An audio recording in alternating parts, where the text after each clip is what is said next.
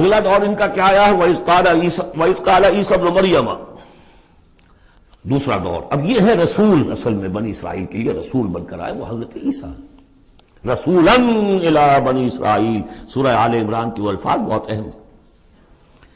وَإِذْ قَالَ عِيسَى ابْنُ مَرْيَمَ يَا بَنِي إِسْرَائِيلَ إِنِّي رَسُولُ اللَّهِ إِلَيْكُمْ. اور جب یاد کرو جب کہ کہا عیسیٰ ابن مریم نے، اے بنی اسرائیل میں اللہ کا رسول ہوں تمہاری طرف. مصدقا لما بین یدی من التوراۃ، اور میں تصدیق کرتے ہوئے آیا ہوں اس کی جو میرے سامنے ہے تورات میں سے. ومبشرا برسول، اور بشارت دیتے آیا ہوں ایک رسول کی، یاتی من بعدی، جو میرے بعد آئیں گے، اسمہ احمد، جن کا نامی احمد ہے صلی اللہ علیہ وسلم، احمد مجتبی. فلما جاءہم بالبینات، یہ وہی حضرت عیسیٰ کے بارے میں جب وہ آئے کھلی نشانیاں لے کر، معجزے لے کر، عظیم ترین معجزے لے کر، قالوا ھذا سحر مبین، انہوں نے کہہ دیا یہ تو سحر مبین ہے.